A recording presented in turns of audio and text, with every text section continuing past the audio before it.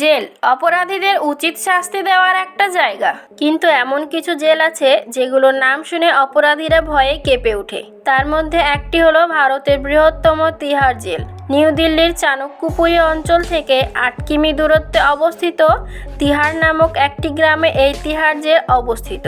এই জেল নামক জায়গায় কেউ কখনো যাওয়ার কথা ভাবে না। অপরাধীরা তো অনেক অপরাধ করে, কিন্তু যখন তারা জেল যাওয়ার কথা শুনে তখন তাদের অবস্থা অনেকটাই খারাপ হয়ে যায়।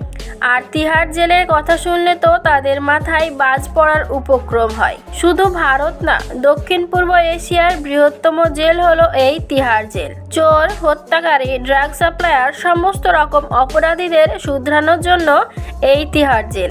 এখানে থাকা কিছু কয়েদির কথার ভিত্তিতে এদের উপর গালিগালাজ থেকে শুরু করে মেন্টালি টর্চার ও শারীরিক অত্যাচার করা হয়। শুধুমাত্র কোনো রকম বেঁচে থাকার মতো খাবার দেওয়া হয় এদেরকে। তিহার জেল তাহলে কি সত্যি নরক? কিন্তু শোনা যায় যে কিছু কয়েদি খুব আরামে এখানে জীবন কাটায়।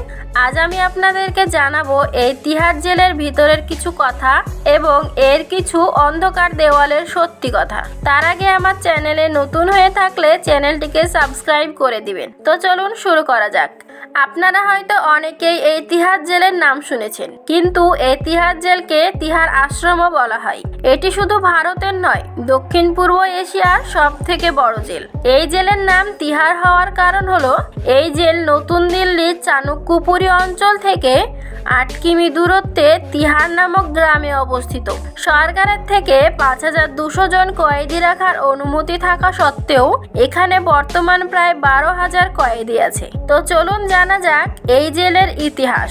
1958 সালে এই জেল তৈরি হয়। প্রথমে এটা পাঞ্জাব রাজ্য দ্বারা পরিচালিত হলেও পরে এটা 1966 সালে দিল্লির জাতীয় রাজধানীর হাতে মালিকানা আসে। পরে যখন আইপিএস অফিসার কিরেন বেদি এই জেলের ইন্সপেক্টর জেনারেল হয়, তখন এই জেলের নাম তিহার জেল থেকে পরিবর্তন করে তিহার আশ্রম করে। এই তিহার জেল বানানোর মূল উদ্দেশ্য ছিল কয়েদিদেরকে সঠিক পথে ফিরিয়ে নিয়ে আসা, এদের জীবনের চালচলন, অনেক রকম হাতের কাজ শেখানো, শিক্ষা দেওয়া, আইনকে কিভাবে রেসপেক্ট করতে হয় তা শেখানো। এই জেলের সুবিধা। তিহার জেলের ওয়েবসাইটে লেখা আছে এখানে বিশুদ্ধ পানীয় জল, কেবল টিভির ব্যবস্থা, ইনডোর আউটডোর খেলার ব্যবস্থা, ক্যান্টিনের ব্যবস্থা, হাইজিন এবং গ্রিন এনভায়রনমেন্ট, মেডিকেল কেয়ার, পরিবার ও উকিলের সাথে দেখা করার ব্যবস্থা, ক্লিন লোডিং এবং টেলিফোনের ব্যবস্থা দেয়। কিন্তু এই জেল ফেরত কিছু কয়েদিরা এর বিপরীত কথা বলে। তারা বলতো এখানকার খাবারের কোয়ালিটি একদম নিকৃষ্ট মানের, খাওয়াই যায় না। বেশিরভাগ সময় না খেয়েই থাকতাম, কিন্তু বেঁচে থাকার জন্য একটা রুটি খেতেই হতো। ওখানে পশুর মতো খাবার দেওয়া হতো। তিহার জেলকে এরা নরক মনে করে। তারা বলে ওখানে কিছু করার আগে ভেবে চিন্তে করতে হতো, যাতে দ্বিতীয়বার এই নরকে না আসতে হয়। আমরা চাই না এইরকম নরকের জায়গায় কেউ কখনো যাক। ওখানে আমাদের সাথে এমন এমন ঘটনা ঘটতো যেগুলো কল্পনাতেও ভাবা যায় না। তিহার জেলের স্টাফরা কেউ কথা বলতে চাইতো না। ওদের দিন শুরু হতো গালি দিয়ে, আর সেই গালি রাত পর্যন্ত চলতো। আর সেখানে কাশ্মীরিদের সাথে আরো খারাপ ব্যবহার করত। একবার এক কাশ্মীরি এহসান আন্তুনকে 2004 সালে বন্দি করা হয়েছিল। জেলে আসার পর তার শরীরের কাপড় খুলে নেওয়া হয়েছিল আইডেন্টিফিকেশন মার্ক খোঁজার জন্য। কাপড় খুলে নেওয়ার পর এহসান আন্তুনকে পিছনে ঘুরিয়ে দেওয়া হয় এবং তার ব্যাক সাইডে ফিঙ্গার ও ব্যাম্বু ঢোকানো হয়। এহসান আন্তুন বলে তার শরীরে কোনো আইডেন্টিফিকেশন মার্ক ছিল না, কিন্তু সেই ঘটনার পর তার শরীরে অনেক আইডেন্টিফিকেশন মার্ক হয়ে যায়। শুধু এটা নয়, এরকম অনেক কাহিনী লুকিয়ে আছে এই তিহার জেলের অন্ধকার দেওয়ালে। চলুন এবার দেখি মহিলাদের ওপর এরা কিভাবে অত্যাচার করে। কাশ্মীরি মহিলা জামরুদা হাবিব তিহার জেলে থাকাকালীন ইনি একটি ডায়েরি লেখেন। পরে এই ডায়েরি প্রকাশিত হয় প্রিজনার নাম্বার 100 বইরূপ। এই বইয়ে তিহার জেলে ঘটা অনেক ঘটনার কথা ও ডার্ক সাইডের কথা তুলে ধরে। জেল অথরিটি যখন জানতে পারে ইনি একজন কাশ্মীরি, তখন বন্দি কয়েদিরা এনার চুলের মুঠি ধরে পুরো রুম টেনে হিচড়ে ঘোরায়। তিনি এই বইতে আরো তুলে ধরে কিভাবে একজন অজ্ঞান মহিলাকে অত্যাচার করে মেরে ফেলে।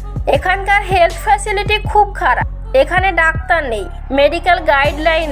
এই কারণে তিহার জেলের 11,600 বন্দির মধ্যে ইন্টিগ্রেটেড কাউন্সেলিং অ্যান্ড টেস্টিং সেন্টারের রিপোর্ট অনুযায়ী 6 থেকে 8% কয়েদি HIV পজিটিভ এবং অনেকে ক্যান্সারে আক্রান্ত। এই জন্য তিহার জেলের মেডিকেল হেলথের অবস্থা দেখে দিল্লি হাইকোর্ট প্রশ্ন তুলেছে। একটা কথা তো বলতেই হয়, এখানকার কয়েদিরা নরকের মধ্যে জীবন কাটাচ্ছে। কিছু কয়েদিরা অনেক ইন্টারভিউতে বলেছে, যদি আপনি 25,000 টাকা দেন তাহলে আপনাকে নরকে জীবনও কাটাতে হবে না আর কাজও করতে হবে না, আপনি জেলের বাইরে ঘুরতে পারবেন।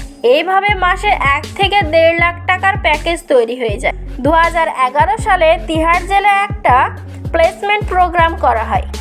এই প্রোগ্রামের মাধ্যমে অনেক কয়েদি তারা তাদের higher education, distance education complete করে। তিহার জেলের 66 জন কয়েদি চাকরি পায় 2014 সালের প্লেসমেন্ট ড্রাইভের মাধ্যমে, যাদের বেতন ছিল মাসিক 35,000 টাকা। তো ভিউয়ার্স, আজকের ভিডিওটি কেমন লাগলো কমেন্ট করে জানাবেন।